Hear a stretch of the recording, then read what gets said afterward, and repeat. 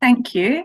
Let's make a start. I'd like to welcome everyone to this Statistical Society event that we're holding to celebrate International Women's Day. Of course, that falls on Saturday this year, hence we're meeting.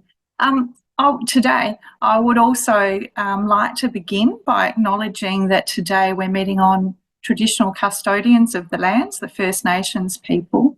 And I'd like to acknowledge any Aboriginal and Torres Strait Islander people joining us today.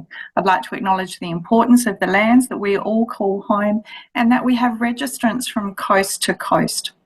I'd like to pay my respects to elders past, present and emerging of the communities that are joining us today and as part of our statistical community.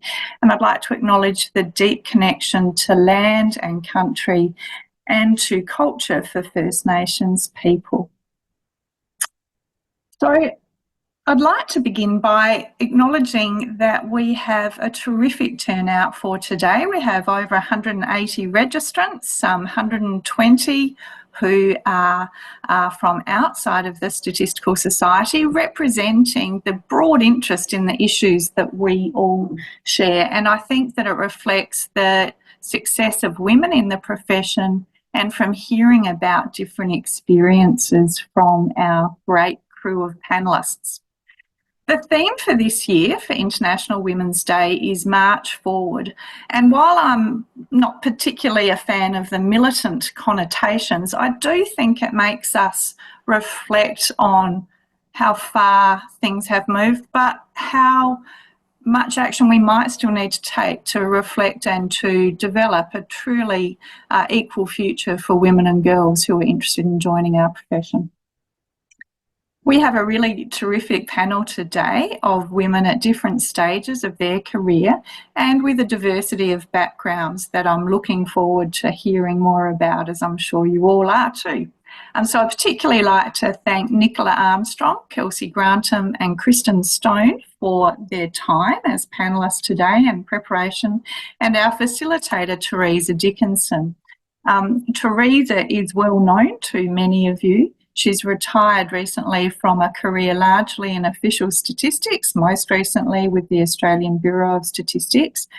And Teresa is also currently our Secretary of the Statistical Society of Australia, having taken over the role about 6 months ago and making certainly a big mark in that forum. So thank you very much for joining us today. I would like to acknowledge that we do have a large number of Queensland registrants and we are thinking of them. Many aren't joining us as they prepare for Cyclone Alfred and its anticipated landfall, but do know that we are thinking of you and we look forward to learning more about the careers of our panellists, and we hope that you will be able to learn from our session today, whether you are here in person or viewing perhaps later. Thank you. So over to you now, Teresa. Great, thank you for that introduction, Lynn. I too acknowledge that we're meeting on lands of Indigenous custodians right across the country and pay my respects to elders past and present. I'm really happy to be with you today to facilitate this conversation, which I think is going to be really interesting and hopefully very vibrant. It's in recognition of International Women's Day, of course, and we've chosen 3 panellists at different stages in their career and with different types of careers. And they're going to talk about their experiences and thoughts working in statistics as a woman, and including their views on what more they think could usefully be done to realise that vision of a truly equal future for all girls and women. And the way that we'll run the session is that I'm going to start by asking each panel member in turn to tell us a little bit about their career, how they ended up in their current role. I've asked them to perhaps reflect on some highlights and lowlights and a couple of things that really helped in their career, a couple of things that might have hindered and what they did to overcome that. We are looking very much forward to this being an interactive session, and there will be a good amount of time for questions from you, the audience, which you can ask in 2 ways. You can pop them into the chat at any time and myself and the Stat Society team will keep track of them, or you can save them up and raise your hand when we get to that point. So let's start with Nicola. By way of introduction, Professor Armstrong is currently the discipline lead in mathematics and statistics in the School of Electrical Engineering, Computing and Mathematical Sciences at Curtin University. Nicola obtained her PhD in the Department of Statistics at UC Berkeley and worked in the Netherlands before returning to Australia, and I'm sure there's a bit of a story in how that happened. Nicola's research spans statistics and data science, and of course we're working much more closely now with the data science profession, so she can talk a little bit about that perhaps. And her research focuses on analysis of genetic data to help medical researchers understand the genetic basis of diseases like cancer and degenerative disorders like dementia. Nicola is very active in our profession, being a member of STEM Women and holding various roles in the society. So currently, Nicola is co-chair of the Biostatistics and Bioinformatics section. She is WA president, branch president for the society, and also chair of the local organising committee for the next Australian Statistical Conference, which is going to be in Perth this year, 1st to 5th of December. So for those of you who are attend the stats conference every couple of years, that's the next one to put in your calendar. And if you haven't attended many, I encourage you to go. It's for our region the premier statistical conference where you get to keep abreast of what's happening in the profession and of course meet colleagues that you wouldn't normally meet otherwise. So over to you, Nicola, to hear a little bit about your career path. Thanks, Teresa. And I would also like to acknowledge the custodians on the lands on which we meet today. And for me, that's the Whadjuk Buddha of the Noongar Nation. And I probably completely got that wrong. It's too early still for me a little bit. So my career began because I love maths and I actually wanted to be an actuary. But back then, many, many years ago, there was no actuarial science course in WA. And so I went to university to study mathematics. And then in my 3rd year, these brochures came round from the ABS that would sponsor you to do your honours in statistics. And I went, oh, should I do that? And everyone said, yeah, go for it. So I was a cadet for the ABS and moved to Canberra for the minimum at that time. So it was great. They paid for me to go over in the summer before my honours year. They paid for me during my honours year, and then I only had to work in Canberra for 6 months.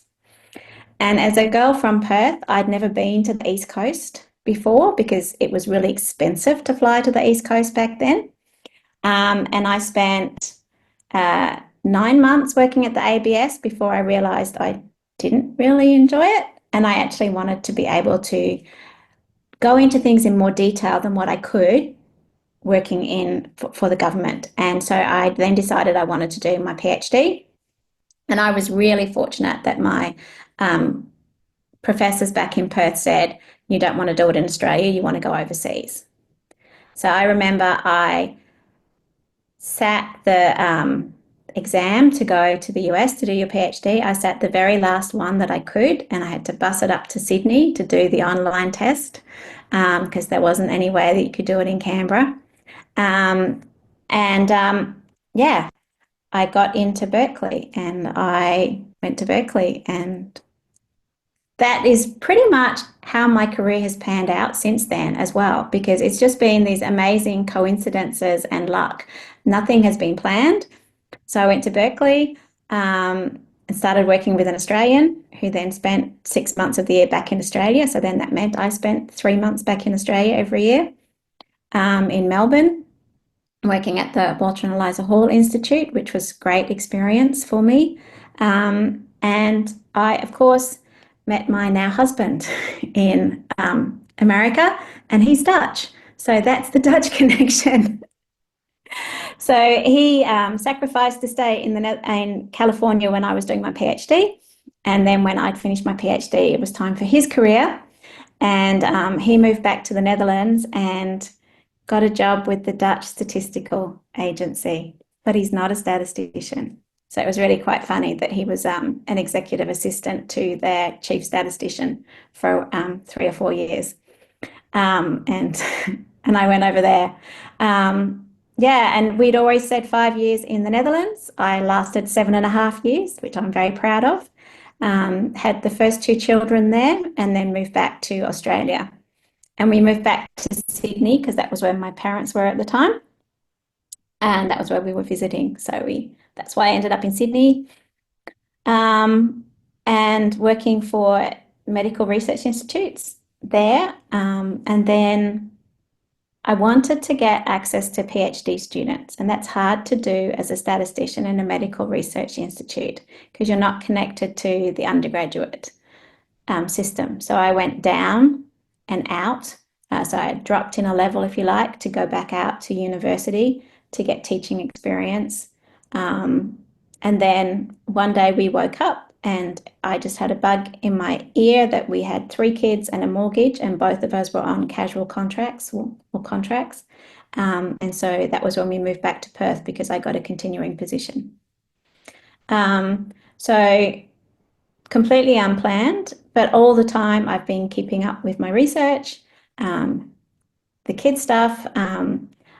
I joked once that because I've got 3 boys, and they all slept through by 3 months, and I joked once that I would rather that they gave me hell in the 0 to 2 years than that they gave me hell later. And mine were really easy in the 0 to 2 years, and I've got a 13-year-old, a 16-year-old, and an almost 19-year-old who are giving me fun, shall we say. I'm not having an easy time of it with the boys at the moment, and the last couple of years have been pretty tough. Yeah, that's been fun, juggling them and work, and we got a puppy in January. And at the moment, we've voted to keep the puppy and get rid of the boys because she's adorable, although she's a bit of a shark because she's teething. So yeah, my career, I think, is quite funny because when I was an undergraduate, everyone thought that my mum would say, one of my kids is studying commerce and the other's doing maths. They always thought that my brother was studying maths and I was studying commerce. And when they found out that it was me studying maths, oh, she's going to become a maths teacher. No, she doesn't want to teach high school. And now I am teaching maths at university though. But I've come full circle in that Curtin now has an actuarial science accredited degree, and I'm teaching statistics to future actuaries. And this semester I'm teaching to their honours program. So it's quite funny that, I've come full circle in some respects. But yeah, I've completely unplanned to be where I am.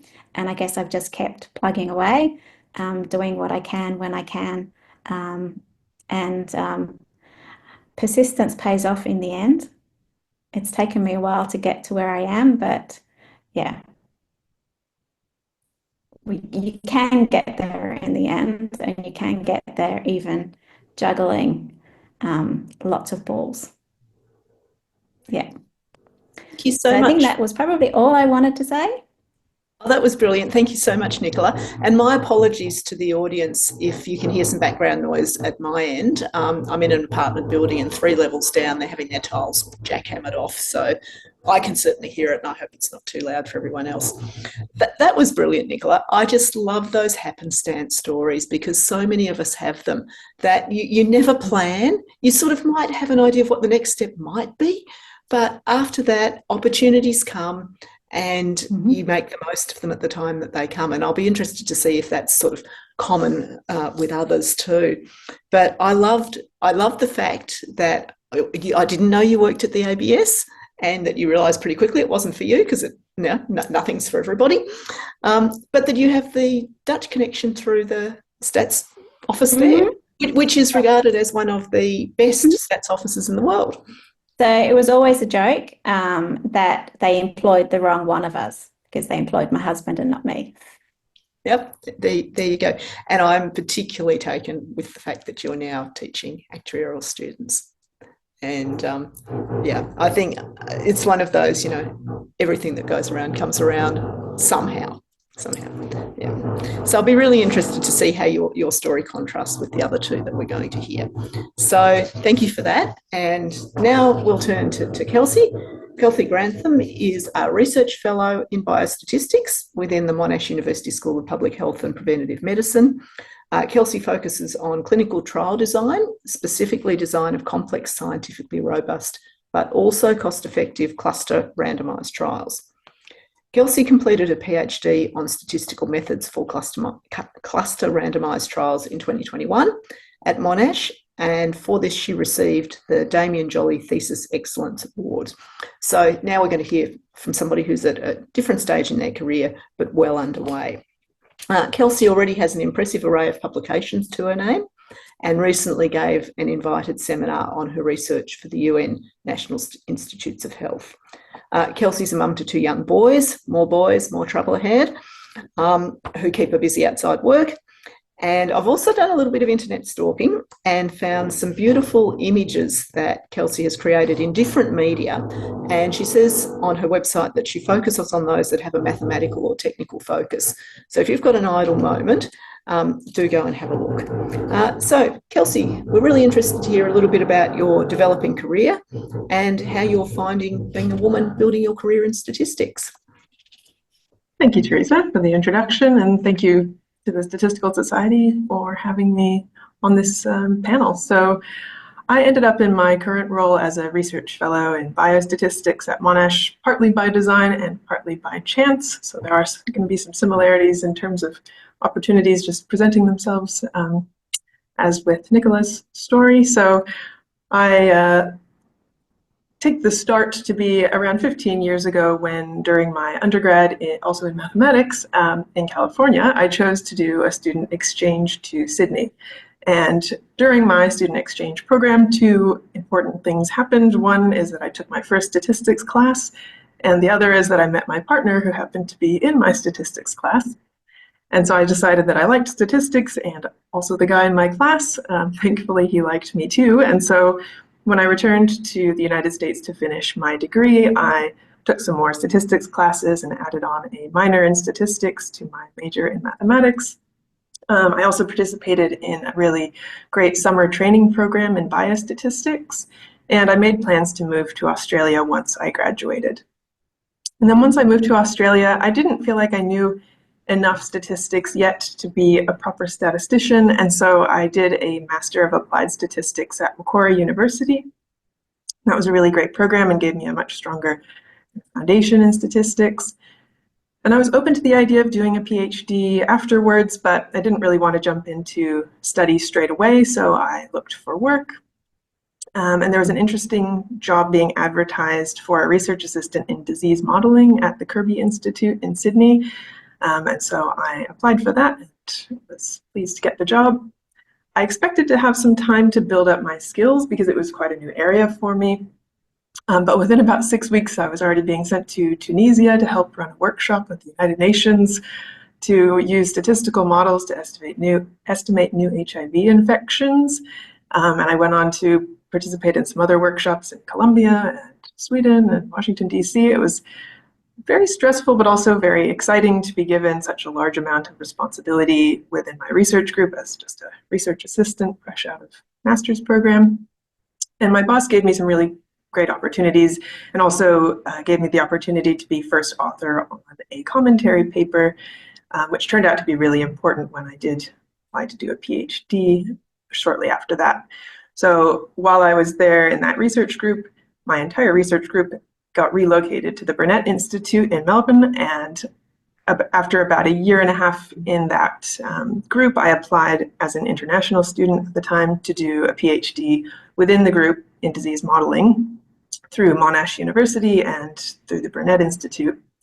And PhD scholarships for international students are highly competitive, and at Monash you need to have at least 1 first author publication to even be considered for these scholarships. So fortunately, because I had that 1 first author paper, that kind of got my foot in the door with the applications, and I was fortunate enough to get one of those scholarships. So that was all looking very promising. But just before starting the PhD, I found out that my would-be main supervisor was leaving Monash, and my boss was also moving overseas. And so I realized I probably wasn't going to have the support that I was going to need to do the originally planned PhD project. So So I quickly looked around and talked to some other groups, and fortunately found a wonderful home in the biostatistics unit here at Monash, which is where I ended up doing my PhD and have stayed on to do my postdoc. So I completely switched topics and moved across to cluster randomized trials, which was also a very new area for me, but it has been a really great research area so far. And things were going very smoothly with the PhD. I had 3 very supportive supervisors and met weekly and was making great progress, but I decided to make things a bit more difficult for myself and had a baby around 2.5 years into the PhD. And that was towards the end of 2019. We all know what happened in 2020. So pandemic started while I was on maternity leave. And I'd originally planned to return to the PhD after about 8 months of leave, but my son didn't sleep for more than 2 hours at a time for the first 8 months of his life. So I realized there was no way I was going to be able to finish off a PhD when I was so severely sleep deprived. Luckily, I talked to my supervisors, and they were happy for me to take 2 more months off to sort out the sleep. Thankfully, we got there with that. And I returned to the PhD part-time. I was able to then finish up my final PhD project, write up the rest of the thesis, and submit the thesis in mid-2021. And I was also fortunate enough to be offered a postdoc position in my same research group, working with 2 of my PhD supervisors on some further research in our area. And so that was really great. I started the postdoc 1 week after submitting my thesis, and then, of course, didn't want to make things too simple for myself, so then I had another baby 2 months later, which was during the final lockdown of the pandemic. So that was very, very tricky logistically to handle all that. But yeah, my partner and I decided at that time that he would take time off for the second baby, and so I took a month off and he took 12 months of parental leave for our second son. And so just for the past 3.5 years, I've been working full-time to build up my academic profile and find success as an early career researcher. My PhD and postdoc supervisor, Jessica Keza, who a lot of us will know as former president of the Statistical Society of Australia, has been particularly supportive of my career development and has given me the time and encouragement to apply for awards and present at conferences and apply for fellowships. So I'm, still trudging along and trying to find success where I can. I've had some success, but obviously still looking for, for more as I build up my career. And so I'd say, I had a little bit of a winding path to get to where I am now. Things were relatively smooth, I would say. And yeah, hopefully I will have more good things to come. Great. Thank you so much, Kelsey. I loved the theme in yours about being thrown into the deep end, taking on things that you didn't think that on paper you might be ready for, but just having to do it, like the UN work really soon after you arrived in a job, having to cope with and pivot to a new field of research for your PhD, through that wasn't something you chose to do necessarily, but you adapted. And the exhausting tale of 2 young children and trying to complete a PhD as well. And it's a theme that I think we'll come back to a bit, the juggling and the making most of opportunities. So thank you. And you've been very self-effacing, sort of saying you've had a bit of success, and hopefully there'll be more. I think for all of us watching you, it's really clear that you're on your track forward now, and big things happen. So we'll look forward to seeing that. Now, finally, to our third panel member, Kristen Stone. Kristen is the Principal Advisor for Data Science Capability at the Australian Bureau of Statistics. She has degrees in economics and statistics and has enjoyed a career filled with some really diverse technical and strategic challenges. Highlights for Kristen have included synthesising estimates of Australian household wealth. And for those of us that have had a little smidge of that, that's an extremely difficult technical area of statistics to be working in. Counting Sydney's homeless population, also a very difficult thing to do. and developing a strategy to promote greater gender balance across the ABS senior leadership group. While continuing to balance her career with caring responsibilities for a larger family, Kristen is currently leading development of an ABS data analytics and data science strategy, which the Society is keeping a very keen and close eye on, because we think that there's going to be some real learnings that we can adapt more widely as we get closer to the data science profession. Having worked with Kristen, I can vouch that her career at the ABS has been varied, not only in terms of those areas of work, but also in how she's managed her career, having periods of leave, part-time work, full-time work, alternating often between project type pieces and senior leadership roles. And she's always been very thoughtful about striking the balance that's right at different times for her and for the organisation. So making sure that she's continuing to add value regardless of her current or her particular choices about work pattern at the time. So I've really encouraged Kristen in her few minutes to reflect on how she's gone about creating that balance and being able to change that balance over time in her career. Thanks, Kristen. Thanks so much, Teresa. And as with the other panellists, it's lovely to be here today. Thank you for this opportunity and also the opportunity to meet the other panellists. And I reflect just first, it was startling to me how many different points of intersection we've had. Like most young girls in Australia, I suppose, when I was in primary school, I recall wanting to be the Dean of Maths at Sydney University as my career aspiration. Clearly, I didn't go down that path because, unlike Nicola, although I did start in actuarial studies, which is an interesting connection, I ended up coming to the ABS and had some really formative early experiences there, which have made me stay for a very long time. In fact, every time I've thought that perhaps I'd look further afield, something else interesting has come up, which sort of leans back to your theme, Teresa, of those sort of changes in career patterns and as well as particular projects. So briefly, I suppose I did end up with degrees in economic and statistics because I didn't really love the actuarial studies side of things. It wasn't really a good fit for me. But then found obviously that I could apply that at the ABS, where when I first applied, I applied sort of at the very last minute that I was able to, ummed and ahed in the car park outside the offices in Belconnen. But I assumed that everyone at the ABS had a PhD in statistics, so I was terrified to apply. I'm very glad that I did, because some of those things you mentioned, particularly work in the homeless enumeration and some of the early statistical pieces I was fortunate enough to work on, were really fascinating to me. I suppose in terms of actually achieving that work-life blend, and in my experience, it's rarely a balance and almost certainly not a static balance ever. There's been a number of things that I've found helpful. Obviously, the one big plus from COVID, which was so devastating in so many respects, was that working from home became sort of much more the norm. And not only did the technology improve, and boy, hasn't it, because I remember doing some really early trials of working from home more than a decade ago, but also just that sort of normative experience of even the most senior leaders joining, as you are today, Teresa, from home or from wherever they happen to be working, for other meetings on a given day. And that contrasts with in the early days when I was working from home. I recall vividly being in a really senior meeting, and 2 of my 4 children managed to breach the barriers and get past the carer and came romping through the room with swimsuits and water pistols. And the reaction of the room was pretty amused. It wasn't something that happened back in those days.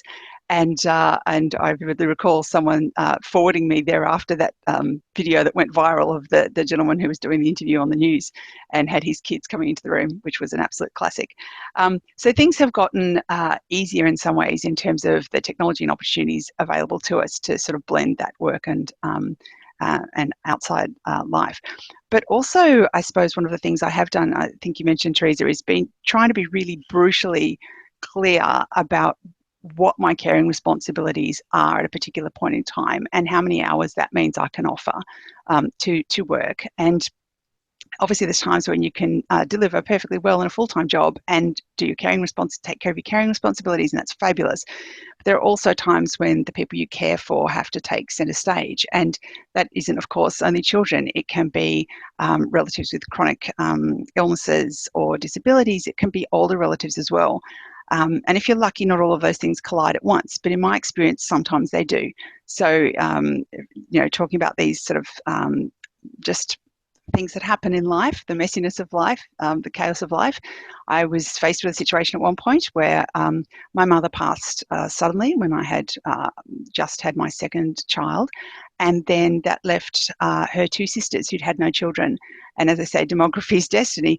As a young woman, I never looked around at my family and thought, what happens if? Or, how will I balance career and caring responsibilities? But there I was then for a period with two elderly aunts who both suffered from dementia, and also 4 young kids, no support of my own from my mum, as she would have so gladly provided had she been there.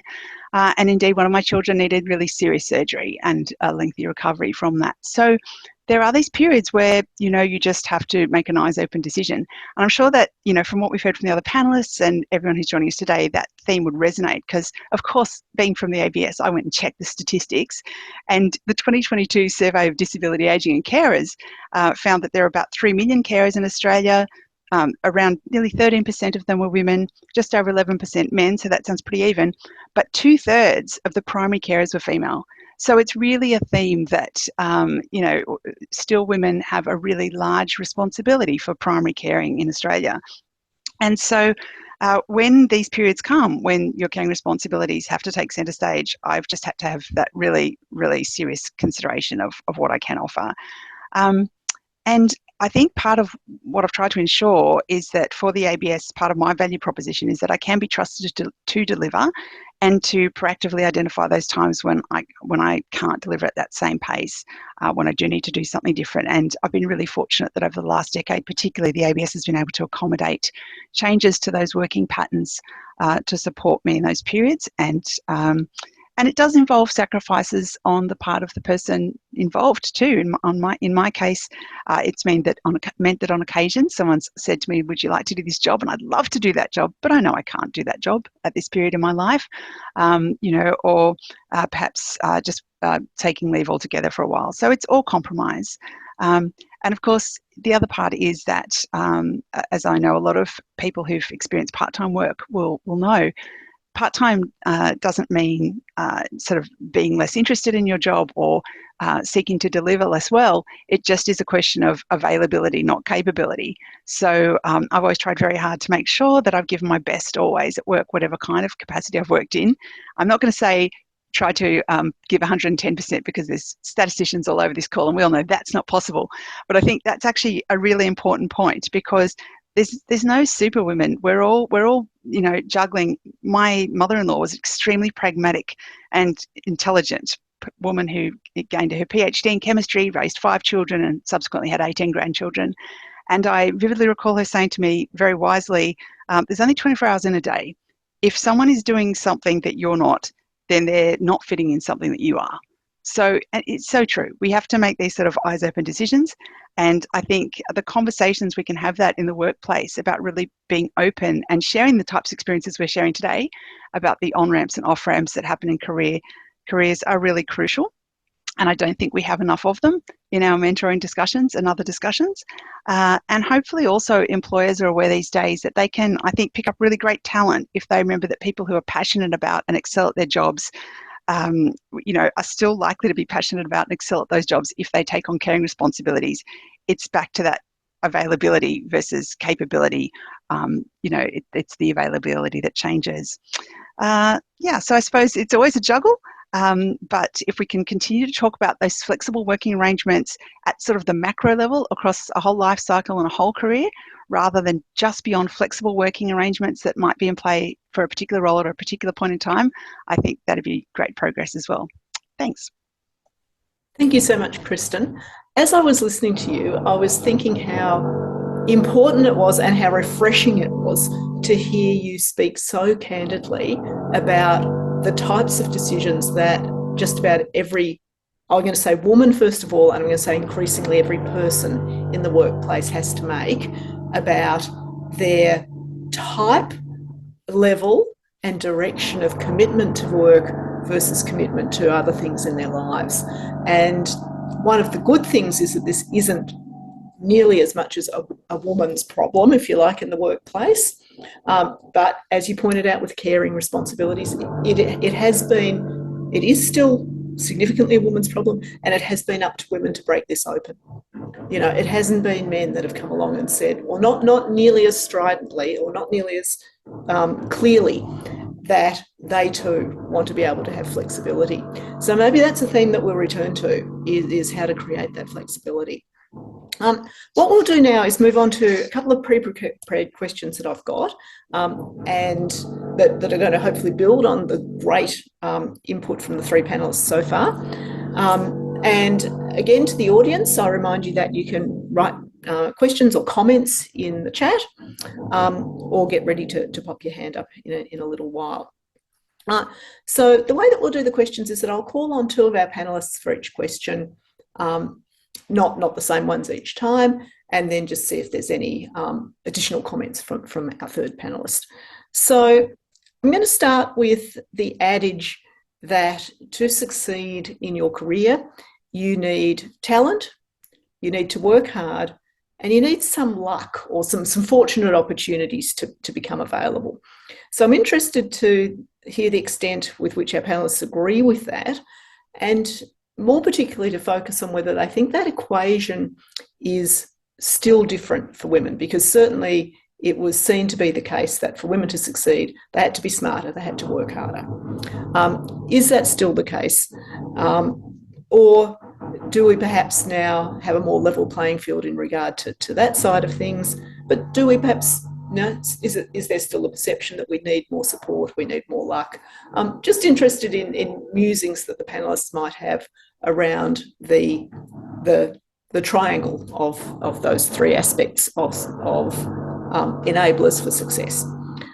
So let's start with Nicola, and then we'll go to Kelsey, and then Kristen, if you've got any comments that you want to just throw in at the end. Thanks, Teresa. I think that old adage of success equaling hard work, luck, and being smart still holds true. But I do think it's different for men and women, and that is because I think the luck aspect is still harder for women to get noticed, to get sponsored rather than mentored, and to be put forward. I see that as being a big difference, that while the gap has narrowed, I still see that it's there. There are still male-only panels. There are still events that have only male speakers, especially in maybe not so much in statistics anymore, but data science for sure is horrendous as a new up-and-coming discipline for having male-only opportunities and being more male-dominated. So I think that just shows me that while one area of society or a profession is more aware now, perhaps others still need to be educated. I don't think we necessarily have to be smarter than men. I think we are naturally just as smart as them. When I was doing my PhD in the States, we were 50-50 male-female, but the professors were predominantly men. That might have changed, and that is helping women get more luck, but it's not always the case across the board. And so that's where I see the main difference, is that sponsorship of women. And sponsorship, not just because there's a quota that we have to have 50-50 male-female, not just because someone's sitting there saying that we have to do it, but because people genuinely see the women out there and how good they are. That's, I think, still is a work in progress and could be better, but better than it was 30 years ago. Yeah. Look, thank you for that. And I really like your focus on sponsorship, because it is still true that in order to progress to quite senior levels, you need a patron. And how easy is it for men to obtain those patrons as against women? in certain professions. So be interested in further reflections on that. Kelsey, you're perhaps at a bit of a different stage, and you've obviously just had to find some patrons as you've done your PhD. That's how these things work. What thoughts do you have? Yeah, I mean, it's interesting, Nicola, that you said, about sponsorship. I mean, I had the word support in my mind as something to add to that equation that I think is really crucial to success. And, whether opportunities for support or the propensity to support certain people, whether that does differ between men and women. I mean, it's hard to say, it's hard to, observe these things. But I do think, support is crucial. I feel like talent maybe is less relevant for statistics. I feel like, quantitative skills are something you can build with mostly hard work. And I think, it's probably experienced that. But yeah, in terms of what you need for success, you do need those people supporting you, both kind of in your work life to help you achieve the goals and, get further advanced in your career, but also, if you have kids, you need someone to support you in family life to make sure you're not just, completely overwhelmed by the chaos of that, and that you do have enough sort of headspace to be successful in your work as well. So yeah, it's hard to know exactly how much it still may differ between men and women. I do think that for parents, you do need quite a lot of support. You also need a lot of hard work to sort of get on top of everything and be organized and efficient enough with your time that you can sort of achieve everything that you need to. Thank you. Did you want to add any further thoughts, Kristen? Only to note that the thing that came to mind when you asked that question, Teresa, was in my sphere, it's mentoring. So the same thing, basically. I think it's really helpful, particularly if you're taking career breaks, to have mentors that remember you, that might be there when decisions are being made when you come back and you don't know any of the people in the room. And of course, the difficulty is that there's sometimes that disconnect when you go for a little while and your mentors have gone when you come back. I've been through that, certainly. And so I think that's where one thing I definitely see as being a little harder when you're taking career breaks. Thank you. So having heard a little bit from each of you about your careers, let's turn to the theme for International Women's Day, the March Forward theme. And I'm with Lynn. It sounds quite militant. And I have to remember that the UN, of course, sets International Women's Day to encourage progress and dialogue for all women, and much of what they focus on has to do with the more basic aspects of women's rights around reproductive health, education, job readiness, financial independence, domestic violence, and so on. So they look at a theme much more broadly, perhaps, than we often have to in Australia. But the intention of this theme is to emphasise that no matter what's been achieved by and for girls and women, there is still more to do to reach true equality, and that this requires a conscious, proactive approach. So I'm interested in what the theme March Forward means for you. How relevant does it feel in your context and from what you see happening to others around you? And then I'll lead into talking about what more could be done. But just, and I guess it's a veiled way of questioning too. International Women's Day, does it mean anything to you? Do we need it? If you wanted to venture into that tricky territory, go right ahead. So we'll hear from Kelsey first, and then Kristen, and see if Nicola has some additional thoughts. Yeah, thank you, Teresa. To me, I didn't know what to make of the March Forward theme at first, but to me, it suggests advancing towards a goal rather than looking back. And, as Teresa mentioned, the implied kind of collective goal in the broader context of International Women's Day is gender equality. I think in this panel, we're sort of focusing maybe more on workplace gender equality. And I imagine that there are some professions that are kind of farther from that goal than others.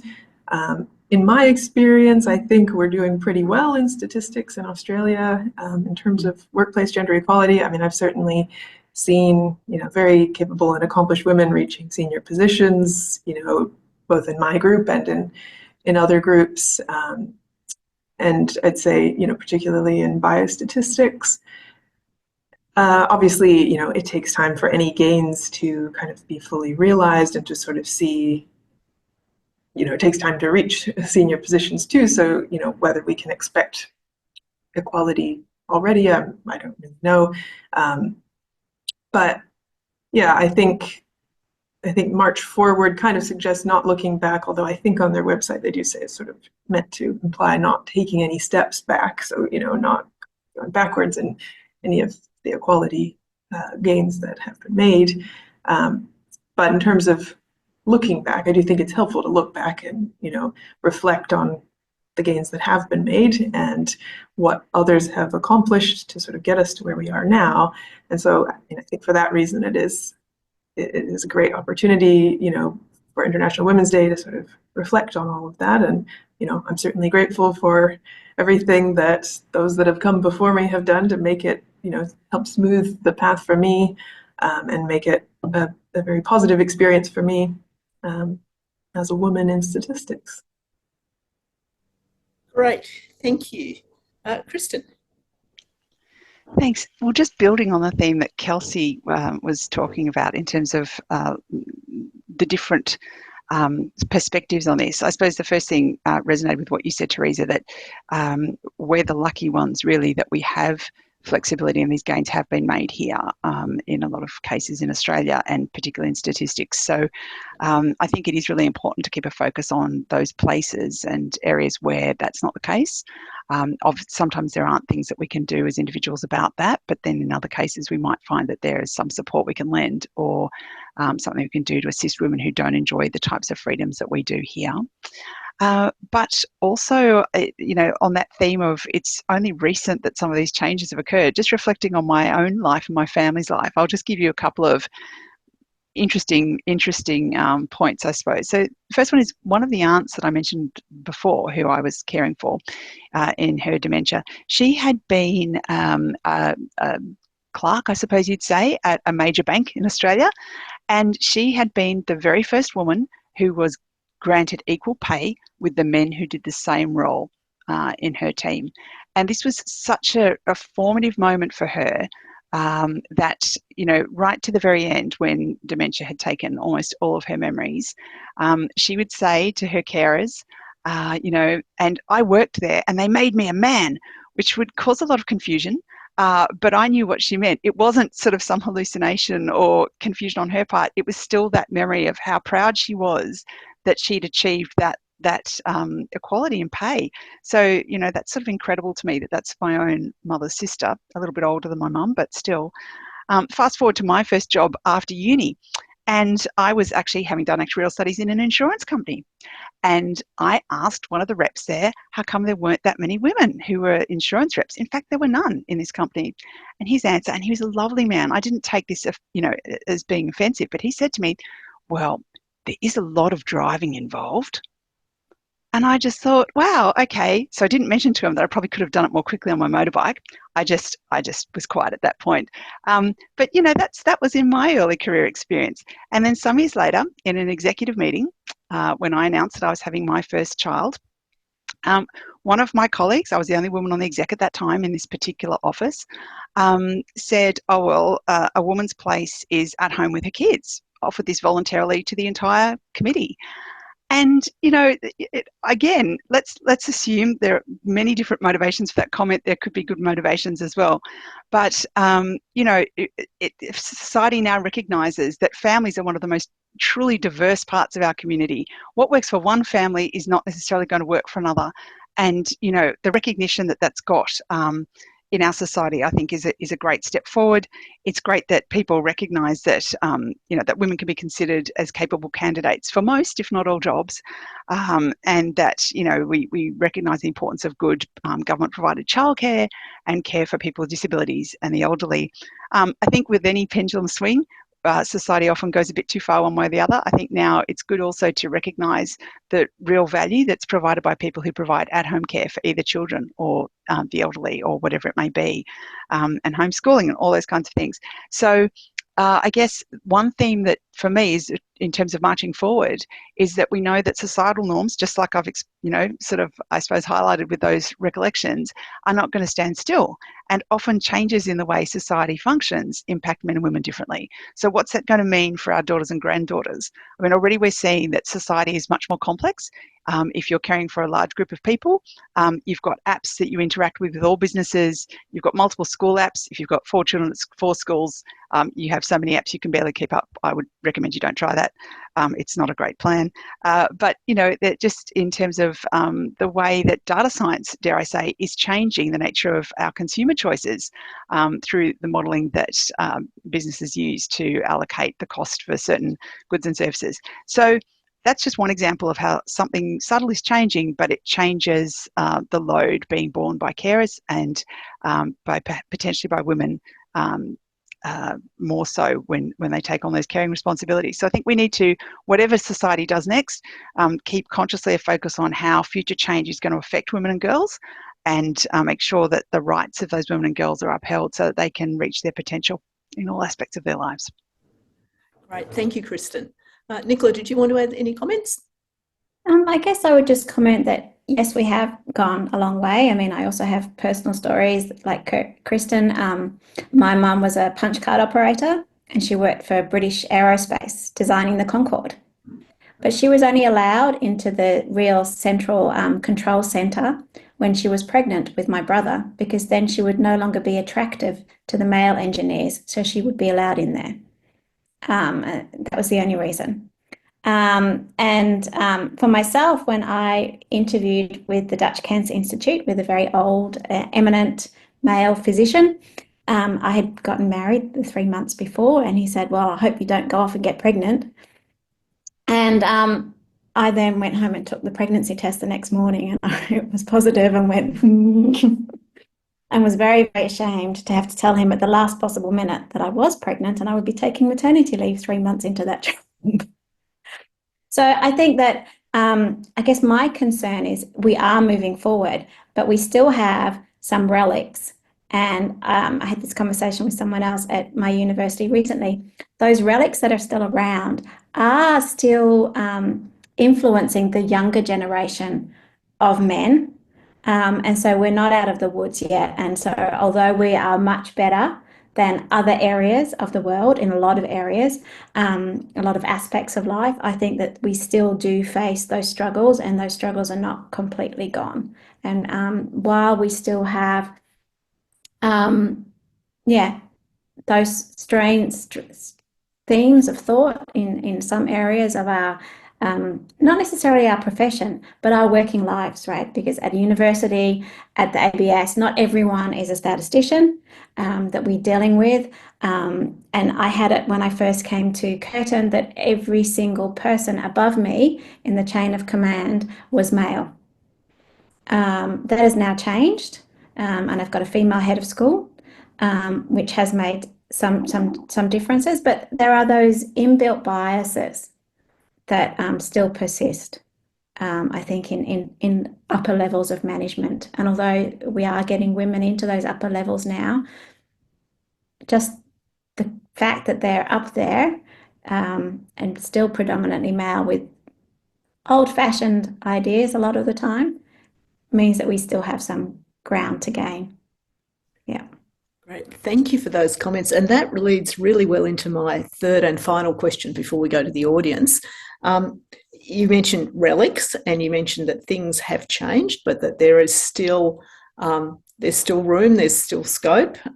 Women can still find themselves largely surrounded by senior men.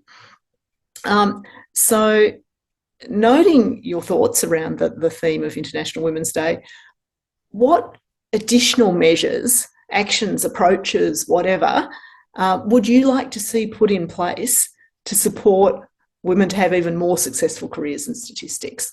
Because you've all said that there's a gap. You've all said that things are better, but that they could be better still. So what could be done? Kristen, and then we'll go to Nicola and some thoughts from Kelsey. Thanks, Teresa. So I think I'll go back to that theme of support, mentoring, For me, it didn't come naturally to seek out mentors in my career. A mentor was something I got allocated on a program once, and he was a lovely, wonderful person, but I was terrified to meet with him because he was so much more senior than I was. I think it is really important that you have that support, particularly if you are going to take career breaks, those on-ramps and off-ramps. So if someone does have a mentor, it isn't even certain that that person's going to have experience of the types of things we've been talking about, juggling the different responsibilities and the times that you need to take a step back or change your working arrangements. And I don't think we have enough of those conversations. So I think that when I have had conversations with people around those kinds of issues, and of course, again, it's never one size fits all, don't assume. So it's not always appropriate to have those conversations with people if that's not what's on the horizon at the time. But when it is, people have been really sort of surprised and relieved that they can talk to you about that. Because they sort of, they want to make a good impression, they're thinking about their career, but this is part of life. And so talking about these things candidly and, how can you manage that? Is it better to come back perhaps to a position where you're known if you're coming back after an absence, and what kind of roles is it better to come back to? And sort of sharing our experiences on those kinds of things are really critical. So, keeping that in mind for those of us who do have the opportunity to speak to early career statisticians, I think is really important. And around the equal pay for equal work theme as well, I don't know if I'm unusual in this respect, but I'm absolutely rubbish at negotiating for myself. I'm very happy to go into bat for my team or on some kind of issue of principle, but I've never even really focused on are other people paid more than me, or is that for a good reason, or how would I approach a discussion? And just a shout out to some of my male supervisors and mentors, of which there have been, like most with some notable exceptions, have been men in my career. It's been men completely unprompted who have been my supervisor, who have gone into bat for me for pay decisions in the past, and I've only found out after the event. So, I just want to say that there's a lot more we could do to assist people who might feel hesitant about those discussions, about seeking mentors, about having those kinds of career planning chats to help them in those ways. Thank you. Nicola. Yeah, I think that I'm really starting to think that there's only so much that we as women can do, and we've also got to drag the other half of the profession and the society along with us. I don't necessarily agree with unconscious bias training. One of my colleagues at a different university said, well, I know about I can go on unconscious bias training, but what about my conscious biases? How are you going to get rid of them from me? And I really don't know what the answer is. But I don't think that the onus should just be on women to mentor other women. Maybe we women have to mentor men as well. I know that my husband has his career, and he's always said, because, as an academic, since I've been an academic, and even when I was at a research institute, I was quite flexible with working from home. And he manages staff, he has meetings, whereas I don't. I only have students. They're not as important as managing staff. But so that is one thing that has happened since COVID. He works from home and is a lot more flexible about that. But it has taken COVID and that change for him to see that. And it's also now he works at a university, not the same one as me anymore, that he was able to stand up and say to his boss, Nicola's teaching, I have to go because the kid is sick. And that it was accepted. I don't know how acceptable it would have been if he wasn't at a university and if he wasn't at the same university where I was actually teaching at the time. So it's really difficult. I can see his point of view sometimes, but then, especially as I've gone up in my career, it's like, no, I have people that I need to manage. I have PhD students. I can't just always say I have to work from home. And so that juggle, we have to educate everyone. It's tiring. Right, thank you for that, Nicola. Yeah, and you've highlighted, of course, this isn't a woman's problem. This is a people and society problem, and men need to take their part, very much so. Kelsey, any final thoughts from you on this topic? Yeah, I don't have a lot to add. I wish I had more, solid ideas that we could just put into place and help things. But yeah, I think a big one just around, women who have children during the kind of start or even mid-career.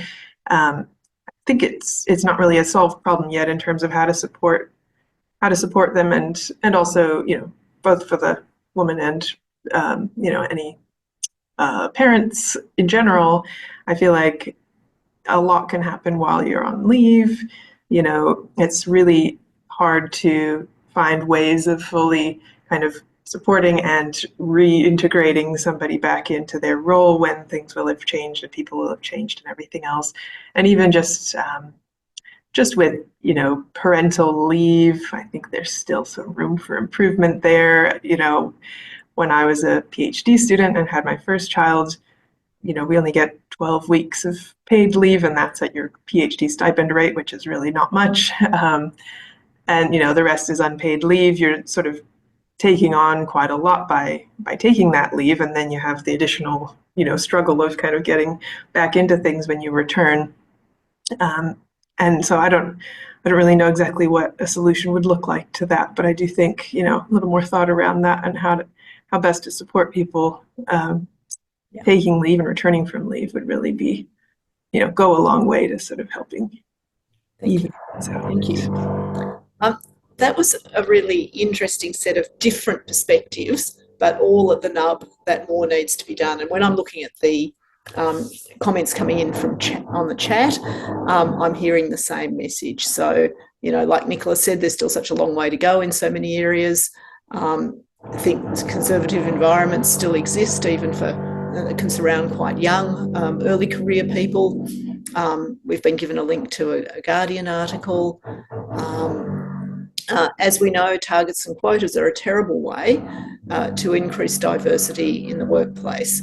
What are your thoughts about addressing traditional hiring practices as a way to even the field, especially with regard to higher roles, i.e. selection criteria, interview processes, etc.? So who would like to have a go at that one? How to work on traditional hiring practices. In fact, I'm going to get Kristen to start on this one, and I think she probably knows why. Kristen did a very useful piece of work for the ABS a while ago now, but at a time where, how can I describe it, Kristen? Placing women into senior positions was not happening very much. Yeah, thanks, Teresa. So it was sort of one of these perfect storms of a number of different circumstances where, as you so rightly said, we were sort of close to, or at least a very healthy, somewhere in the 40%, I think, ABS representation with women in sort of across most levels. But then you got to the senior executive service, and suddenly it was about 28% female. And everyone was sort of saying, but why? Because, this wasn't sort of the organisation that, it wasn't the culture of the organisation that we sort of thought we had. And so, yeah, I was fortunate. Interestingly enough, I was heavily pregnant with my third child at the time, and was brought back as a consultant, having been a former ABS employee at that stage, to do this piece of work. And it was fascinating. I did get to speak to a really large number of staff and run some surveys and so forth. And you can come back to affirmative action. I think I saw that mentioned in the chat as well, and those kinds of measures. But what the ABS put in place was, there were a whole range of recommendations out of this work, and most of them were adopted. And they were really basic things as well that we sometimes lose sight of. So it was things like encouraging women to apply. Sometimes you'll see now, I notice on selection process documentation for the public sector, at least, it says, did you know that men are more likely to apply if they think they've got some of the skills, and women will only apply if they think they've got all of them. So they actually put that on the documentation now to encourage women to apply, and just encouraging women can make a big difference. Suggesting coaching in that particular instance that we were talking about, it just so happened that there'd been a big selection round of senior execs, and a number of really experienced women hadn't gotten up in a particular process. And there were a whole range of reasons we unpacked around that. One of them was that a number of those women hadn't interviewed for a really long time. And so some of their male colleagues had gone for a number of positions. So they'd been regularly going for interviews and getting that practice, and the women hadn't. And it wasn't, these are quite basic things. To openly monitor, just the percentage of women in senior positions, even if you're not mandating a percentage, to openly monitor that so that there's a sort of visibility of how that's tracking, having blind written selection components in processes so that, obviously for an interview, you know who you're talking to, but if there's a written component in selection processes, the panel doesn't need to know who that's written by, that can be de-identified. And being really careful with your promotion panel selection and composition. We found that even in particular processes, particular scribes had an impact, in the process that people hadn't anticipated. So, matching people, not just in terms of having a gender balance or external representative on your panels, but in terms of leadership and communication styles, because that, gets to the heart of some of those conscious and unconscious biases that can play out. So there's a whole range of things that I think we can do and that we have to keep remembering to do, because sometimes we learn the lessons and we forget them again. So, yeah. Thanks, Kristen. Kelsey or Nicola, did you want to add anything to that? I'm going to be a little bit negative in some sense. We also have to be careful that we don't burn out the women that we do have in more senior roles. The professoriate in my Faculty of Science and Engineering at Curtin, the female professoriate, have been having discussions about what we can do and what we should do. And one of the key concerns for most women in the professoriate is that oftentimes you're included as a token person, or there are so few of us to go around that we actually end up doing an awful lot of these things. And then we don't get to do our real jobs, which then means that we're not performing as well in our real jobs. So although it's really good, there are also downsides to some of this stuff as well. But I do think that, and no one wants to be the woman that was hired because they're female. I will put my hand up and I will say that I actually moved from Murdoch University to Curtin when they had a female-only hiring advertising, which was in 2020. And then COVID struck and the university started shedding staff, so I didn't think it was going to go ahead or that anything would come out of it. But my university, Murdoch, at the time, canned their maths and stats degree. So it was time for me to go. And I got through into Curtin. But the one thing I was very clear on was I don't want to be seen as being only hired because you had this women-only hiring. So I don't say that very often, but yes, I think I was the only person hired into science and engineering through that process. And I was hired into an area that actually didn't have a humongous gender imbalance either. So that was good for me. But yeah, there are pros and cons, right? I think trying to go out and tap women on the shoulder when using your networks and letting people know that jobs are available, and encouraging people, supporting people to apply is good. And I think we should be doing more. That is one thing that we should be doing more of, I think. But then we also have to realize that at the higher levels, there are fewer women that we can tap on the shoulder. Yeah. This conversation is sitting pretty much right at the moment within affirmative action. And there are still some organisations that have very clear affirmative action policies. So, for example, the United Nations is one, and their processes require very extensive efforts to have women apply. And if a woman's found suitable for a position, they need to be appointed ahead of any men, even if the men are found, a higher level of suitability than the woman. This means that there's all sorts of workarounds, and positions take ages to fill. If they want a particular man, they'll put them in acting, they'll never actually give them the job, or they'll keep re-advertising until other candidates drop out, and all sorts of workarounds are still found regardless of that. And I'd like to contrast that with what I'm going to call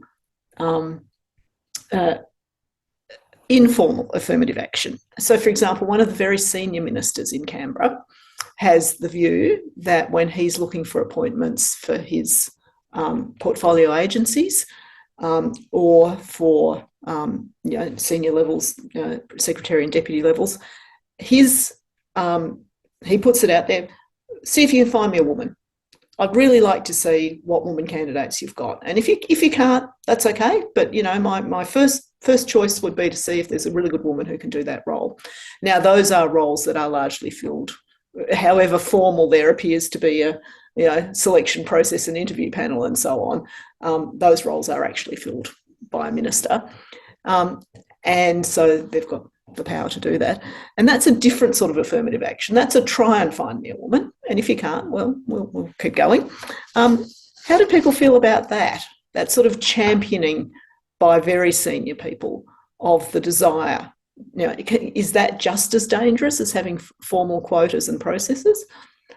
Kelsey, I'll put you on the spot just for a couple of words of an immediate reaction.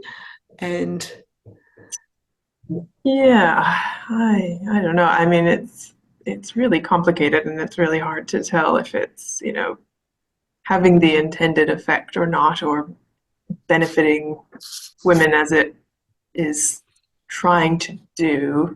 I think it's great that there's an awareness there that we need to be trying to, help women get into those positions. I don't really feel very qualified to say whether it's a good approach or not. It seems difficult to sort of work out whether it's an effective approach. Sure. I'm curious what others. Any other quick comments from Kristen or Nicola, or in fact Lynn as well? Feel free to jump in, Lynn, on the whole theme of affirmative action. I'll make a quick comment. Oh, no, if Lynn's going. No, please go, Kristen. I'll save comment for the end. I was just going to come back to the point that was just made. Thank you, Lynn. Just about look, I think it is contrasting the quota versus the trying to increase the pipeline. So I think it is a really delicate balance if you start looking at affirmative action, because when we did that piece in the ABS, I interviewed a whole heap of women, and they were strongly opposed to the introduction of any quotas, because specifically for the reasons that Nicola mentioned before, you don't want to undermine the merit process or the appointments of people that have won that for reasons completely apart from their gender. So that was the sentiment at the time.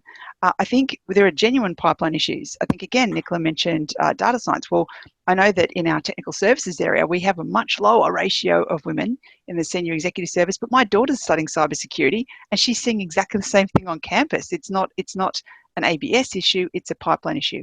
So I think if you're doing things to try and expand the pipeline of who gets to that job opportunity, then to me that seems like a sound way to go, because then you've still got all the merit principle and process around the actual appointment. Just a personal view. Yeah, and I would also say we have to strengthen the pipeline. No one likes to see someone helicoptered in to a higher level just because they're female. I think that in some sense gives the men something to complain about and to be anti women and gender equity and diversity, because they think, well, they only got that job because they're female. No one wants to have that title. So I do agree that, and in terms of any organisation trying to improve their quota or their percentages, please don't just hire someone in, but grow the people that you've got and give the people in your organisation the chance to get up. Yeah. Great comment. I'm just looking at some of the comments on the chat. Very pithy. It's not just getting the position, but surviving it that can be an issue. And I think we can all relate to that. We've all found ourselves, I'm sure, in parts of our career where it's been very difficult to be effective, and not always because of the men that you're surrounded by. Women can sometimes be enemies to women as well, that, pulling up the ladder behind them and so on. There's a comment here that the discussion has highlighted multiple gaps which mentoring could successfully address. How do we make more accessible? Both the Australian and New Zealand Stat Societies have active mentoring programs, but there's many individuals who don't know how to utilise mentoring relationships. And we did touch on this before, and there's a difference between mentoring and sponsorship. And I think mentoring can be incredibly useful to build confidence, to build skills, to think about things differently. But at some point you need to have, and it can be a mentor, it can be somebody else, you have to have a sponsor. And that's something that might be worth a comment or two if people have any. How do you find and cultivate your sponsors? Any thoughts from the panel on that?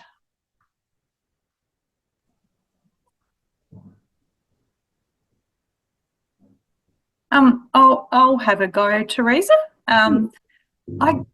I guess it's also, you know, like many during COVID lockdowns, I really enjoyed Schitt's Creek, and I really like Dan Levy, who makes this terrific point that a lot of it is luck. I don't agree with that, because I think a lot of luck and a lot of opportunities come because people have talent and have worked for them. But I think we also have to put ourselves out there and ask someone, think of nominating people, but also ask to be nominated. So finding a sponsor, we have to try and get over a bit of our imposter syndrome, which we all certainly have, I think, if we're honest.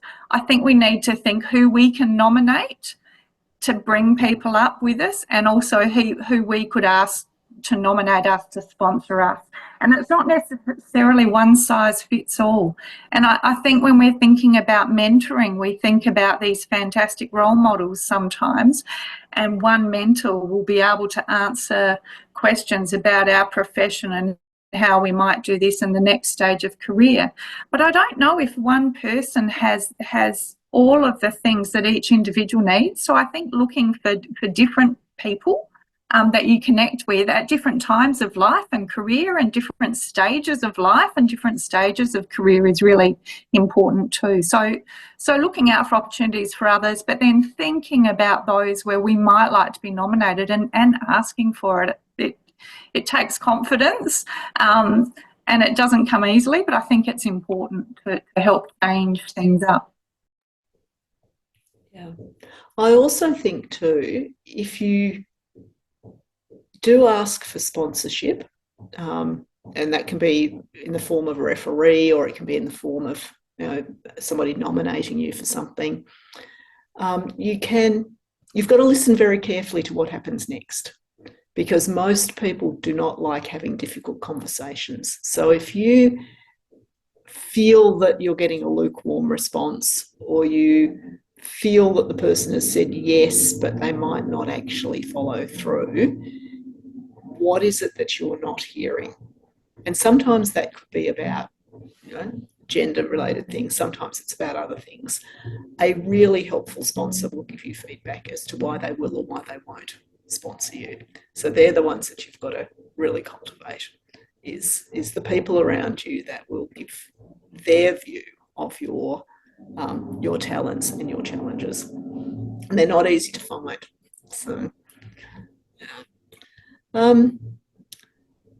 there's a comment here from Anders that there was an AMSI report revealing that a very low proportion of females choosing maths as the subjects in high school. Can we do more? See it to be it here. As senior and male, he can make sure that females are pushed to get a better pull when appearing in marketing activities. Do you think the panel, you know, do you think that's a viable way forward, is having, you know, more and better and different marketing? And I know that there have been campaigns. Nicola, you might have been involved through Women in STEM, and there have been others over the course of the last few years. Do you think, Nicola, that those type of campaigns work? I think they help, but I remember being at an open day at the University of Sydney, and I was next to Mary Myerscough, so also a female professor, and the parent was worried that their daughter would be the only female in a male maths class at the University of Sydney, and we were sitting there saying, but we're going to be teaching it, so she's not going to be the only girl. I think that I think AMSI did a really good thing when they had the BHP funding with their mentoring that went out to the schools, and I was part of that. And they had a really great visual campaign. I go out 2 or 3 times a year to high schools to talk to girls in year 9 and 10 about their subject choices, and just talk about what I do as part of the Innovators Tea Party. It's a volunteer organisation here in WA that does that sort of thing. I think that there are many small charities or organisations that go out and do this sort of thing in the schools and the high schools. I like what AMSI has done recently when they got all the career guidance counsellors together, because I think that's one of the issues. No one knows what you can do when you do maths. And I think that's where we have to get people more involved in studying maths, because it leads to something. Like when I talk to people about what I do and my research, yes, there's maths in it, but the actual applications are what's interesting to me. And then, you know, when I say to people, you know, did you know you could do this sort of stuff when you have a maths degree? And they were like, no, had no idea. So I think trying to modernize the way people talk about stats and maths and what you can do with it will help people to become more interested, hopefully, in studying at high school and then coming on. But yes, actuarial science is still male dominated when I see the students coming through. So there's still a long way that we have to go. Yeah. Nicola. I'm going to take one final question from the chat and then hand back to Lynn. And it's a great final question. I wonder if the panel have had any experience in being promoted while part-time, as opposed to going part-time while already occupying a leadership role. Having a senior leader who had absolutely no hesitation about promoting people who are part-time has made an enormous difference to my career, says this person. What experiences have we had in that regard?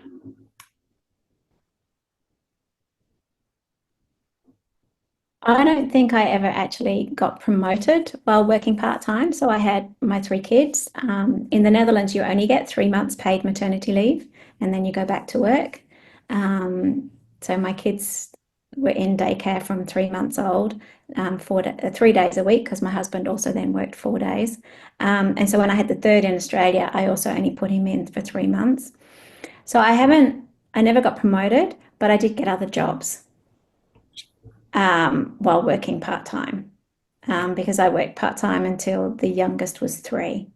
And that was okay. I mean, I think the last one that I got at the University of Sydney when I went out from the Garvan Institute, he just said to me, I don't care what you do on that 5th day. So I think actually technically I worked full-time, but I had one day where I worked from home with a 3-year-old. So I wasn't really working that hard that day.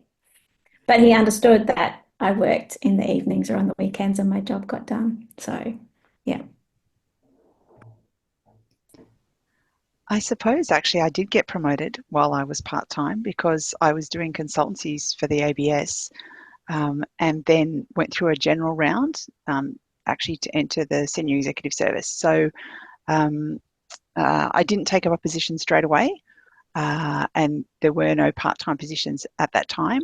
But sometime down the track, again, perhaps one of the very same senior leaders as the person who raised the question in the chat, saw an opportunity to get me to do something that was important in their division. And so a small team and an appropriate part-time role was viable there. So I went into that role. So I think, like Nicola, it was more of a hiring the person, not necessarily their work pattern that they were demonstrating there. And so, yeah, it can and does happen, but yeah, you need the right people to have that kind of vision. Thank you. Kelsey, would you like to have the final word? Well, I don't have experience with that situation. I've only really been working full-time since finishing the PhD. I was part-time on the PhD for a little while, but yes, so not much experience with being promoted or working part-time yet, but you know, I'll hope for the promotion soon. But yes, that's great. Good to hear. Thank you. So that takes us almost to time, and I'd just like to thank Nicola Kelsey and Kristen. You've done a really great job of talking very candidly about your career experiences, and I think that that's always very helpful for others to hear, to be able to compare and contrast, because often you feel like you're a bit isolated in what's happened to you, and just to see other people that have had similar experiences come out the other side, I think can be really important. I also really appreciate your wide-ranging comments on a range of matters, and the universal statement that you've made that essentially there is still a fair distance to go. It's not as bad as it was, but there's still not a level playing field, and I think that that's something really to hear loud and clear. And I'm looking at Lynn now saying that's something possibly that the society could have a little bit of a think about, and what more can we do in that regard. So absolutely. So over to you, Lynn, and thank you very much to our three panellists, to each, and we've been a delight working with you. Thank you. Thank you very much, Teresa. And again, I'd like to echo your thanks to Nicola, Kristen and Kelsey for their time today, and to everyone who's joined us today. I think the interest in the event shows that we do still have some way to go, and for the next generation of girls and women entering into statistical and other data sciences as a profession. I think the pipeline issues are really profound, and I think we do need to address that as a statistical society and as a wider society as well, to make sure that the interesting kind of careers, with all its contraction and expansion of responsibilities and children and roles, it's a terrific profession to be part of, and a terrific society to be part of. I'd also like to thank the SSA team for helping us put together the event today, and hopefully you might have seen some of the social media activities that they've been promoting this week. I'm also really happy that a number of people from across the profession more broadly have joined us today, particularly those who aren't members of the Statistical Society and from the broader data science community.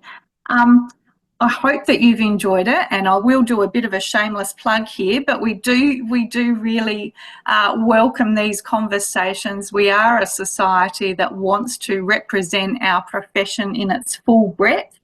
And while I'm 6 months into my term as president, I think we've got a lot of work still to do to reflect how we're broadening out.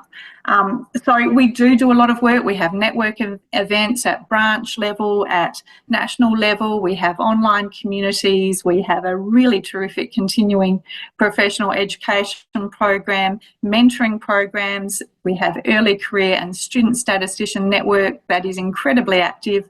And we're rounding it out with a fabulous conference at the end of the year, as Teresa said in her opening remarks.